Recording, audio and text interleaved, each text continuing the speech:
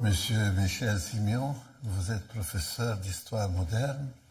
Vous avez déjà publié un certain nombre d'écrits, mais là, récemment, vous avez publié aux éditions Apostolia un livre qui s'appelle « Donne et tu recevras » et qui a été écrit par ce personnage exceptionnel, ce prêtre contemporain, on peut dire. Comment avez-vous fait connaissance et du livre et du personnage? Alors, ce livre est pour moi, et le fait d'avoir choisi Steinhardt et la traduction de son texte, quelque part, une histoire de double dette. Une dette d'abord envers mon père. Bien sûr, tous les enfants doivent quelque chose à leurs parents, même beaucoup. Mais mon père était un ami très proche et très fidèle de Steinhardt. Et, sur le plan personnel? Sur le plan personnel. Ah. Vous dites, le livre est écrit par Steinhardt. En fait, ce que nous avons aujourd'hui comme objet de conversation, de débat, le père Nicolas Steinhardt n'a jamais écrit. Ce sont des prêches, ce sont des homélies. Il en a parlé. Le seul livre, si vous voulez, qu'il a écrit et qui est connu en Occident, c'est le Journal de la Félicité, une excellente traduction. Et là, on en reparlera tout à l'heure, il parle de son cheminement vers le Christ, comment il a trouvé la voie, la vérité dans le goulag communiste en Roumanie. Et il a quelques lignes, quelques pages qui sont émouvantes sur son ami fidèle qui était mon père. Donc moi je l'ai connu un tout petit peu quand j'étais petit, mais papa m'en a parlé évidemment beaucoup. Donc ça c'est ma première dette. Vous avez quel âge quand vous l'avez vu? Quand je l'ai connu, j'avais pas plus que 10 ans. Mais quand même. Oui, bien sûr, je m'en souviens. C'est pas 3 ans, c'est 10 ans. Tout à fait. Oui. Donc ça c'est ma première dette envers la mémoire de mon père, à qui je dois énormément de choses, et entre autres le fait de m'avoir mis entre les mains des souvenirs de Nicolas Steinhardt, le Journal de la Félicité, et d'avoir partagé avec moi des choses qui sont, du domaine de son amitié très personnelle avec ces grandes figures. Et puis, j'ai une deuxième dette. Moi, je suis arrivé en France, mon père, en 1980. J'ai fui le communisme roumain. J'ai été réfugié politique. Et je considère que j'ai une dette envers ce pays. Alors, vous savez, les dettes, on en parle, mais c'est pas que du matériel. Pour moi, ça n'est pas ça.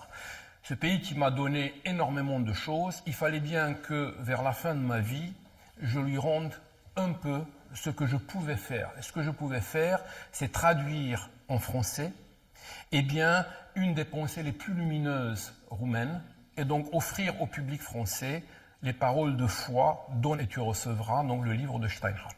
Voilà l'origine de ce projet.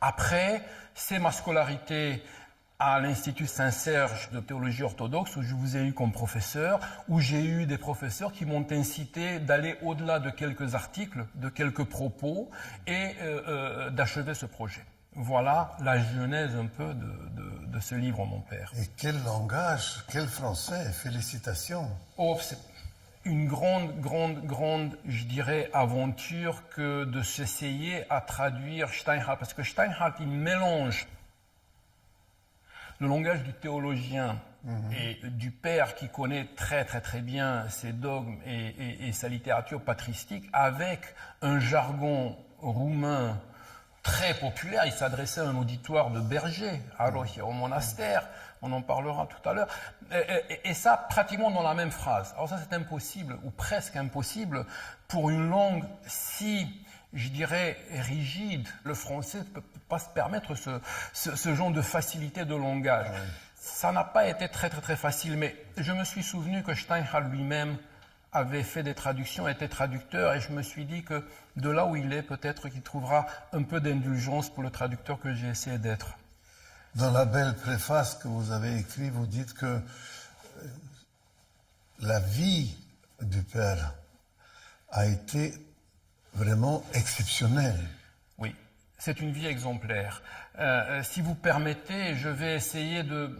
On ne peut pas comment résumer une vie en quelques minutes, mais elle a été exemplaire et je voudrais parler des 3 tournants. Il y a 3 tournants dans sa vie qui sont vraiment exceptionnels et je crois que c'est bon de dire ou de rappeler cela même pour ceux qui nous écoutent ou nous regardent, car nous avons tous dans notre vie un moment donné des tournants où il s'agit de dire oui ou non à un certain nombre de choses. Voyez-vous, Nicolas Steinhardt est un juif roumain, un intellectuel brillant, fait un doctorat de droit, donc il est né en 1912, fait des études brillantes, fait un doctorat de droit constitutionnel, publie, a une activité avant la Seconde Guerre mondiale d'intense publicistique. Il est vraiment érudit européen. Il est européen, c'est exactement le mot. C'est magnifique. C'est magnifique. Il parle, bon, les Roumains parlent le français. Les Roumains parlent toutes les langues, on le sait. Mais Steinhardt parle bon, un français achevé, il écrit en français, il a écrit un essai sur la catholicité du judaïsme, vous voyez. Bon, il écrit des choses subtiles en français, mais il parle anglais, il parle allemand, il se débrouille en hébreu.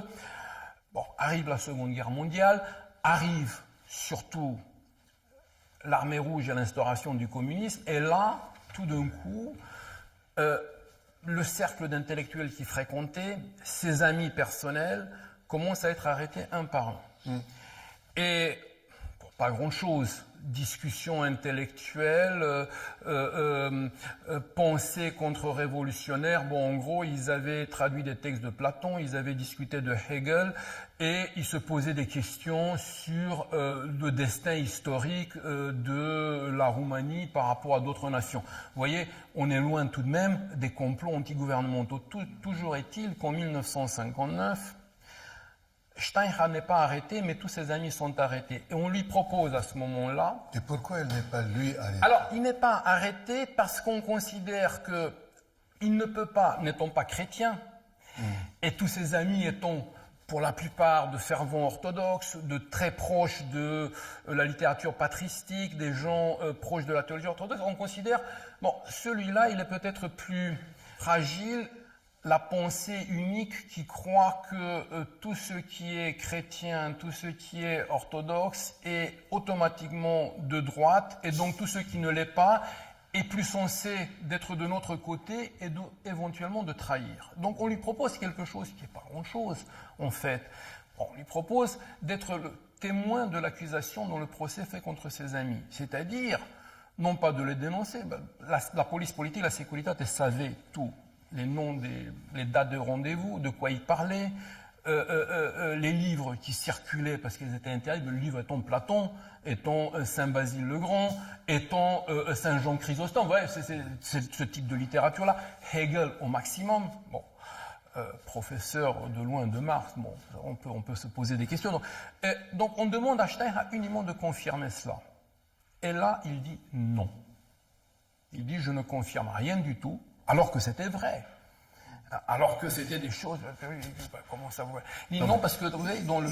Il ne voulait pas collaborer avec... Il ne voulait pas collaborer, exactement. Il se rend compte, à ce moment-là, il se rend compte que son oui est un oui au diabolos, à celui qui sépare. Voilà, c'est ça. Au démon. Donc il dit non. Donc, je ne veux pas. Il dit, mais c'est pas grand-chose, vous êtes d'accord que... Oui, mais moi je ne témoigne pas contre mes amis. C'est le premier tournant de sa vie.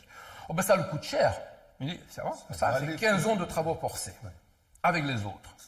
Ah, oui, c'est ça. Avec les autres, bon là, tu veux pas, avec eux. Bon, il entre en prison, et là, le deuxième tournant, il a cette révélation fantastique que le chemin, la voie, la vérité, c'est le Christ. Et il se fait baptiser dans le secret des geôles communistes, à Jihlava. En prison. En prison, à Jihlava. Quelques mois après son arrestation, il demande son baptême. On sait qui l'a baptisé? Oui, le père Mina Dobzeu, qui était encore en vie il y a quelques années. Nous savons que dans l'Église orthodoxe, dans cette situation un peu particulière, même des laïcs peuvent baptiser. Alors, en l'occurrence, les cellules des prisons roumaines étaient pleines de prêtres orthodoxes. Oui.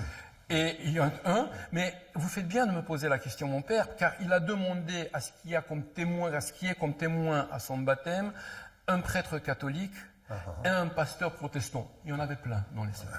Dans un souci, dit-il, de pensée écuménique et de penser que l'Église, au-delà, elle est une. Demandez comme il récite le credo orthodoxe, le baptême se fait, alors il faut lire le journal de la félicité, ce livre qui a tellement ému Jean-Paul II, lorsque Jean-Paul II va en Roumanie, lorsqu'il arrive en Roumanie, il dit, si vous avez parmi vous un type comme Steinhardt, vous n'avez pas besoin de moi. Donc il se fait baptiser. Il a dit ça? Il a dit ça. Il a dit ça lors de son premier voyage en pays orthodoxe en Roumanie. C'est sympathique. Et donc, Jean-Paul II avait demandé un livre ou quelque chose sur un Roumain contemporain, un religieux, un mystique, un prêtre, un moine. Et on lui avait donné, on venait de traduire en français, préfacé par Olivier Clément, le journal de la félicité. Donc le livre, le fameux livre de Steinhardt. Pas ses homélies, n'était pas publié. À partir de là, moi j'appelle ça le second tournant. Là, il dit, c'est ça la voie. Qu'est-ce qui s'est passé exactement? Comment? Quelle prière? Quelle illumination? Vous voyez, à un moment donné, on m'a demandé, mais pourquoi sur ce livre avez-vous choisi de mettre l'icône de la transfiguration? On ne met pas des icônes sur des couvertures de livres. Si, on peut. On peut en mettre. Bon, vous me rassurez parce que j'ai eu des gens qui m'ont dit, Michel, une icône. C'est imprimé, donc ça va. Voilà. Donc, si mon professeur d'iconologie dit que je n'ai pas fait quelque chose de très grave, je suis vraiment rassuré. Pourquoi j'ai mis cette icône? Parce que, voyez-vous, bon, cette célèbre icône de la transfiguration, j'ai appris à Saint-Serge, j'ai appris avec vous que à ce moment-là, ce n'est pas le Christ qui a changé, mais ce sont les écailles des apôtres qui sont tombées de leurs yeux et ils l'ont vu tel qu'il était. C'est-à-dire, ils ont dit, c'est Dieu, c'est lui. Eh bien, la même chose est arrivée par une grâce qu'on ne peut pas expliquer, ni vous ni moi, à Steinhardt, qui lui a été faite à ce moment-là, en prison, dans l'enfer, dans le goulag. Et c'est pour cela que son livre s'appelle Le journal de la félicité. C'est un voyage en enfer, la prison. Et une prison communiste, je veux dire, on n'est pas quand même dans un hôtel de jeunesse, on est quand même dans le goulag communiste. C'était quelle année? Alors, il est arrêté le 1er janvier, il faut le faire, 1960, et ça s'est passé quelques mois après. Quelques mois après. Et le père Minadobzeo, qui le baptise, lui dit, tu promets que si tu sors d'ici vivant, tu feras la chrismation à la sortie de prison. C'est ce qu'il va faire avec 2 témoins, dont un c'était mon père, papa. Les gens avaient peur. Donc, il est sorti de prison, il n'a pas fait 15 ans, Dieu merci d'ailleurs. Il y a eu une amnistie, en 1964, il sort de prison. Il confirme son baptême. 64. Il confirme son baptême, il a la grande amnistie pour les prisonniers politiques. Il sort de prison, il confirme son baptême, présence de papa. Et c'est dans cette période-là, je suis né en 1956, nous n'avons pas de secret à notre âge, donc j'avais 8, 9, 10 ans, il venait souvent à la maison, il prenait des livres. Papa avait une très très très belle bibliothèque. Qui malheureusement était perdu. Bon, ça c'est une autre histoire. Et donc il prenait il était très intéressé de lire la patrologie, les pères de l'Église. Bon. Et il avait de longues discussions avec mon père, dont je ne comprenais absolument rien. Mais de temps en temps, il avait, je me souviens, un regard de moi en me disant... Est-ce qu'il ressemblait Pas encore, il n'avait pas de barbe. Il n'avait pas de barbe. Encore. Non, pas encore. Il parlait beaucoup. Ouais. Il était tout le temps pressé. Il avait tout le temps peur. Et je me rappelle, vous savez, des choses qui sont émouvantes. Il mangeait parfois, et j'étais un gamin, et je voyais, il prenait les miettes du pain une par une, il ne laissait pas une miette, il avalait les miettes du pain. Ça, c'était une habitude. Mon père m'a vu... De la prison. Oui, à prison. Ouais. J'ai demandé à mon père, mais pourquoi il fait ça? Et papa m'a dit, il ne faut pas rire, il ne faut pas se moquer, c'est la faim, la prison. Il avait ne jamais laisser. Ça, je me souviens, il avait dit à mon père, peut-être que Mihai, le Michel d'aujourd'hui, un jour connaîtra un autre monde.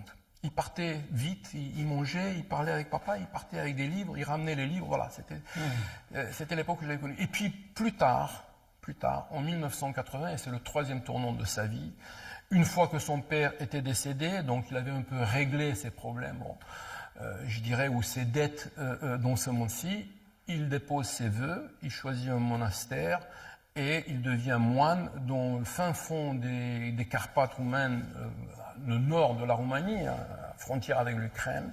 Ça n'a pas été très facile, je devrais le dire tout de même. Bon nombre de monastères ont été réticents pour le recevoir, et on peut le comprendre. Parce qu'il était non-conformiste. Il avait une étiquette. Les moines.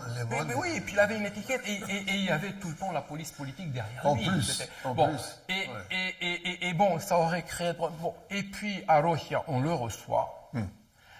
Et c'est très drôle parce que il a dit, celui qui l'a reçu en monachisme, j'aimerais pouvoir continuer à écrire tout de même, c'est ma sensibilité. Et alors, l'évêque lui dit, Père Nicolas, non seulement que je prends en considération votre demande, mais je vous le demande à titre d'obéissance de continuer à écrire. Je vous demande même de faire deux choses, mettre en ordre dans les livres du monastère, il y avait quelques 30 000 volumes, c'était quand même un patrimoine culturel, et de continuer à écrire. Voilà. Un bon évêque. Oui, un bon évêque. Ouais. Et là-bas, de temps en temps, on lui demande de faire des prêches, de parler. Donc, il fait des prêches qui ne sont pas publiés, bien sûr, ce sont des notes manuscrites, et qui ont été publiées à titre posthume, sous le nom Darwin Vei Dobundi, Cuvinte de Credință, en roumain. Ça veut dire donne pour recevoir, donne et tu recevras, en donnant tu recevras. Voilà. C'est ce livre-là. Et c'est ce livre-là. Mais c'est pas lui qui a choisi le titre, c'est pas lui, il a parlé. C'est un langage oral, et après il a rédigé, mais dans un souci qu'un jour peut-être ça sera publié. D'ailleurs, et si vous me permettez de prendre encore une minute, d'ailleurs, 3 jours avant sa mort, sur son lit de mort et de souffrance, il donne le manuscrit de ses homélies, donc ce que nous avons ici entre les mains de manière publiée, à 2 frères moines en disant il ne faut pas que ça soit trouvé dans la cellule monastère. Tout de suite après sa mort, la cellule est investie, elle est mise au sac à la recherche justement de manuscrits. Ouais. Mais il avait gagné sa dernière bataille, son dernier combat contre le diabolos, il l'avait gagné. Il avait donné ça aux frères qui ont sauvé le manuscrit qui a été publié et que j'ai modestement traduit. Non, c'est magnifique. Voilà, vous avez dit qu'il a donc écrit au monastère et que l'évêque l'avait encouragé et que nous savons, ayant lu aussi des parties importantes du livre et puis tout ce que vous m'avez déjà dit de lui, quelqu'un avait dit que il écrit vraiment d'une façon qui décoiffe. Oui. Oui. Et c'est ça qui comment dirais-je, qui fait sans doute l'originalité, la force et la vérité, authenticité de ce livre. Mais il a une façon de dire les choses qui sont complètement inattendues. Attention, il s'adresse à un auditoire qui est un auditoire très spécial. À Rochia, au fin fond des montagnes, sont des bergers. Dans l'église, tous les dimanches, des bergers, des paysans et parfois des intellectuels de Bucarest, parce que bon. Qui arrivent quand même. Qui arrivent quand même parce qu'ils savent que c'est le père Stein qui va parler. Ouais. Là, un auditoire Et bien entendu, l'ineffable Securitate Police Politique qui est là tout le temps. On ne sait pas qui et où est parmi, mais qui est là tout le temps. On n'allait plus l'arrêter, mais surveiller exactement qui vient. C'est surtout surveiller ceux qui venaient là-bas. Et donc, il a, je vais, si vous me permettez, avec votre permission, vous donner l'exemple, une fameuse homélie, parce que ces sujets sont les prêches du jour, l'évangile du jour. Dans ça, il est très classique. Par contre, dans sa façon de parler, alors là, il a un langage qui décoiffe. En voici un exemple. En parlant donc du fameux épisode de la Cananéenne, après avoir décliné sa compétence, dit Steinhardt, avec des paroles glaciales, Jésus passe à des insultes directes. Il ne dit pas ça, Jésus passe à des insultes directes, le Christ qui insulte. À de lourdes offenses, à un persiflage cynique. Lui, qui avait établi que quiconque se fâche contre son frère sera digne de condamnation. Celui qui dira raka à son frère sera bon pour le jugement, et celui qui lui dira fou sera passible de la guéhenne du feu. Et bien voilà qu'il apostrophe la Cananéenne et lui jette à la figure le proverbe avec le pain des enfants qu'il ne convient pas de jeter aux petits chiens. Autrement dit, il appelle la Cananéenne et les siens chiens. Voilà comment parle Steinhardt. Donc bon, heureuse Cananéenne, elle a reçu le premier prix, couronnée par le maître qui a eu pitié de beaucoup d'autres, qui a même vanté quelques-uns, mais avec elle seulement s'est montré d'abord comme un examinateur sans pitié et ensuite sans réserve dans la distribution des éloges. Amen. Voilà comment il conclut ce dialogue avec la Cananéenne. Oui, mais il a son génie personnel parce que, évidemment, les gens qui étaient là, ils étaient intrigués par cette façon de parler et il les réveillait aussi. Je veux dire, les gens, souvent chez nous, et on peut les comprendre, se disent, bon, ils racontent encore une fois la même histoire. Et là, il y a quelque chose de vraiment de nouveau et il y a cette fraîcheur. Et vous avez parfaitement raison. Il dit quelque part, l'homélie doit être un happening. Il utilise le mot anglais, peut-être quelqu'un qui parlait couramment anglais. Ça doit être quelque chose de vécu. C'est un dialogue entre le pasteur, le prédicateur et ses ouailles et le public. Il dit aussi, les deux cheminent ensemble en tâtonnant vers la découverte de la vérité. Oui. Vous avez dit tout à l'heure que lorsque vous étiez encore enfant, vous avez vu le père, qui n'était pas encore père à l'époque, mais même son aspect extérieur, si j'ose dire, peut-être son regard, son visage, il avait certainement quelque chose de particulier. D'abord, on avait l'impression qu'il était en lutte contre le temps, qu'il avait peur de ne pas finir sa mission. Il était tout le temps pressé. J'ai autre chose à faire. Je l'ai su par la suite et je l'ai compris d'où ça lui venait. Ces choses. Il était sorti de prison. Il arrivait tant bien que mal à survivre. Bon, pouvait se poser un peu. Non, parce qu'il avait tellement de choses à faire et il savait qu'il fallait qu'il finisse au monastère. Mais sa santé était ébranlée quand même. Sa santé était ébranlée, mais c'était, je veux dire, son dernier souci. Ah oui, super. Ils s'en fichaient complètement. Et même lorsqu'il était malade, mon père le visitait à l'hôpital, il avait eu des soucis de santé, il était tout le temps en train d'organiser les prochains livres, il fallait dire ça, il fallait écrire un mot à un tel, encourager tel poète, ne pas oublier. Et donc, ce qui m'impressionnait, c'était ça, il était tout le temps pressé, il parlait très très très vite, et c'était quelque chose, on aurait dit une encyclopédie ambulante, il savait tout. Il passait avec une facilité époustouflante des choses, moi je comprenais à peine, qui étaient de la littérature patristique, qui était la philocalie, qui étaient ces choses-là, à des personnages, je comprenais un peu mieux, qui étaient des personnages de romans, de Julien Sorel par exemple. Je demandais à papa, tu crois que Julien Sorel finalement il sera pardonné, mais Julien Sorel n'existe pas, c'est une invention de Stendhal. Est-ce que tu... c'est pas sûr, hein, c'est pas encore. Et quand même, on peut trouver une page dans tout ce qu'il dit où il y a une lumière d'espoir. Puis il était très Dostoïevski, il aimait beaucoup Dostoïevski. Il disait, tu vois, Raskolnikov, Julien Sorel, il n'a pas eu la chance de rencontrer Sonia, mais si, peut-être. Il était comme ça. Il transformait les personnages littéraires dans des choses comme si c'était un voisin d'à côté, donc tu n'étais pas au courant qu'on a arrêté Julien Sorel parce qu'il a tiré sur Madame de Rênal. Voilà le type. Donc là encore, ça m'étonnait parce que il passait de Saint-Basile-le-Grand à Julien Sorel ou à Madame de Rênal, enfin une espèce de phrase. Mais ça le préoccupait au même point.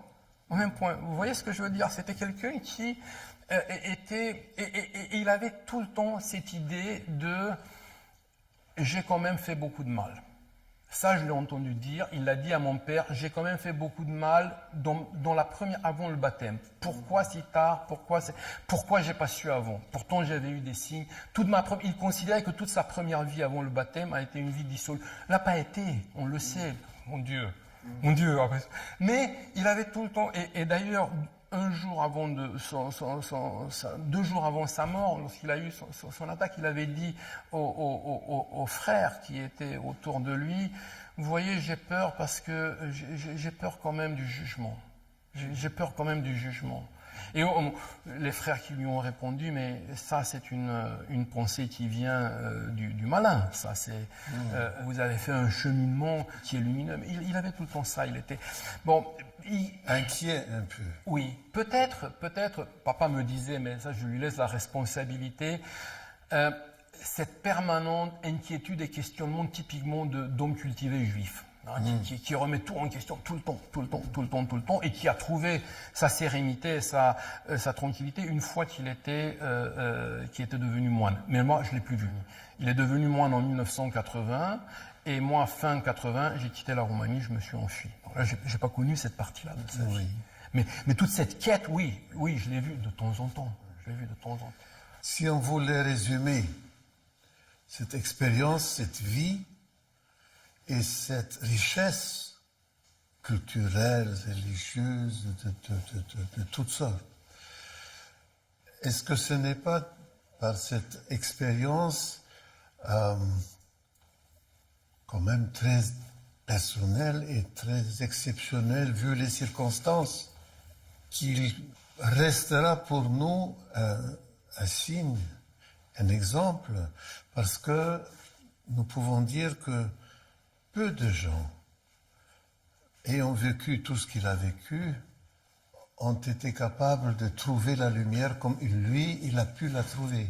Oui, tout à fait. Et d'ailleurs, dire que pour lui la prison a été une chance, alors aussi il est provoquant. Il l'a dit, ça. Mais il le dit. Il dit c'était la chance de ma vie.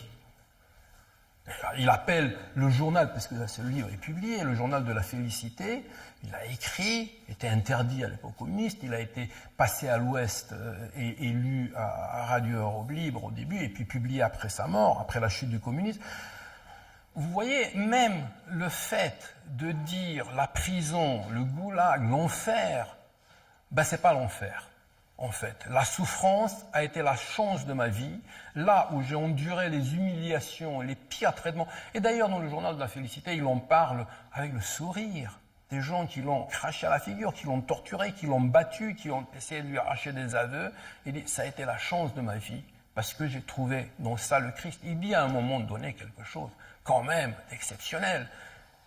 Il n'est pas encore baptisé, mais il pense au Christ avant un interrogatoire où il sait qu'il allait être battu une fois de plus. Et il se dit, je ne sais pas où tu es, mais tu vois là, on est tous les deux des collègues de souffrance maintenant. Et ils vont me cracher à la figure comme ils te l'ont fait. Il pense déjà à ça. Ça, c'est considérer et raisonner comme ça lorsqu'on est dans le goulag et dans l'enfer communiste, c'est quelque chose quand même d'extraordinaire. Donc moi, je dis ça, c'est exemplaire. Donc en cela, il est peut-être unique. Même Solzhenitsyn, pour lequel j'ai une profonde affection, il ne dit pas que sa saison dans le goulag a été un chemin de félicité. Il en a fait un, parce qu'il en a sorti le témoignage qui a bouleversé quand même et qui a peut-être changé la face de l'histoire. Mais il n'appelle quand même pas ça la félicité. Lui, oui. Lui, il dit, c'est ma béatitude, le fait d'avoir été... Et c'est en cela qu'il décoiffe. Et c'est en cela aussi qu'il décoiffe. C'est en cela qu'il décoiffe, qu'il gêne beaucoup. Parce qu'il dit, en disant ça, on réhabilite peut-être un tout petit peu, on peut se faire... Et non. C'est le sens qu'il donne à sa souffrance. Mille merci. Ah, c'est moi qui vous remercie, mon père.